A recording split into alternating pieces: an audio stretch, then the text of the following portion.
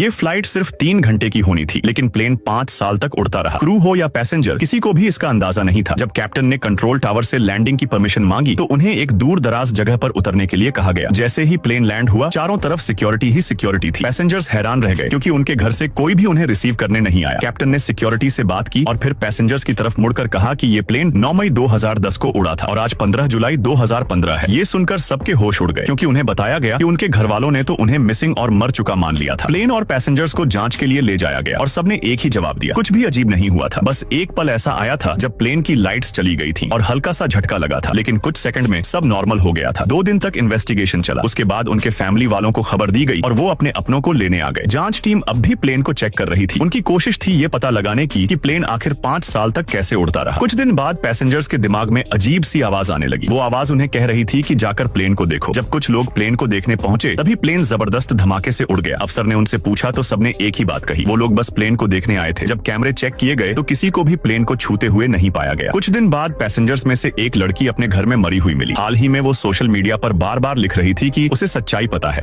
एक आदमी जिसके बैग में बंदूकें भरी हुई थी एयरपोर्ट की सुरक्षा जांच से गुजर रहा था। स्कैनर ने सब कुछ पकड़ लिया था, लेकिन सुरक्षा अधिकारी ने अनदेखा कर दिया। वो आदमी भागते हुए बोर्डिंग गेट तक पहुंचा, लेकिन गेट पहले ही बंद हो चुका था। वो घबराकर समझाने लगा कि ये उड़ान उसके लिए बहुत जरूरी है, लेकिन फिर भी उसे अंदर जाने से मना कर दिया गया। उसी समय मैं एक खास ग्राहक के तौर पर आगे आया और उसकी मदद की। मुझे देखते ही सुरक्षा वालों के पास उसे जाने देने के अलावा कोई रास्ता नहीं बचा। मुझे जरा भी अंदाजा नहीं था कि मेरा ये फैसला आगे चलकर मुझे परेशान करेगा। बंदूकों से भरा बैग ऊपर वाले खाने में रख दिया गया। जहाज समय पर उड़ गया। 200 से ज्यादा यात्री उसी उड़ान में थे। खतरा शुरू हो चुका था। अपहरण करने वाले को लगा सब कुछ ठीक चल रहा है, लेकिन एक छोटी लड़की ने एक गलती देख ली। उसने फर्श पर एक डरावनी चीज देखी। उसे उठाने के लिए झुकी और उसका चेहरा तुरंत पीला पड़ गया। वो उस चीज को लेकर अपनी सीट पर वापस आ गई। उसके साथ बैठी लड़की ने उसकी घबराहट महसूस की। पास बैठा एक आदमी ये सब देख रहा था। वो उनके पास आया और पूछा क्या हुआ। उसने मदद की बात कही। लड़की ने उस पर भरोसा किया और उसे बताया कि उसे शौचालय में क्या मिला। सब सुनने के बाद आदमी बोला कि वो किसी कर्मचारी को बुलाएगा और उन्हें डरने की जरूरत नहीं है। लड़की को जो मिला था वो एक गोली थी, मतलब जहाज में बंदूक मौजूद थी, लेकिन वो आदमी किसी कर्मचारी के पास नहीं गया। उसने चुपचाप वो गोली अपनी जेब में रख ली क्योंकि वो खुद अपहरण करने वालों में से एक था। उसने ये बात अपने साथियों तक पहुंचा दी। जो काम 3 घंटे बाद होना था वो अब जल्दी शुरू करना पड़ा। उसने अपना कोट और टोपी पहनी और सीटों के बीच घूमने लगा। उसने ऐलान किया कि 5 मिनट में काम शुरू होगा। फिर वो लड़कियों के पास गया और बोला कि गोली तो बस गलती से गिर गई थी, किसी सुरक्षा वाले की होगी। उसने उन्हें चेतावनी दी कि किसी को मत बताना, नहीं तो अफरा तफरी मच जाएगी। लेकिन लड़कियां उसकी बात से संतुष्ट नहीं हुई, बल्कि और ज्यादा डर गई। जैसे ही वो वहाँ से गया उन्हें शक होने लगा कि कुछ गड़बड़ है। उसी समय मुझे भी कुछ अजीब लगा। मैंने देखा कि कई यात्रियों के पास एक जैसे बैग थे। पहले मुझे लगा ये सामान्य सामान है। मैं उठकर एक कर्मचारी से पूछने गया, क्या मुझे एक वॉश बैग मिल सकता है?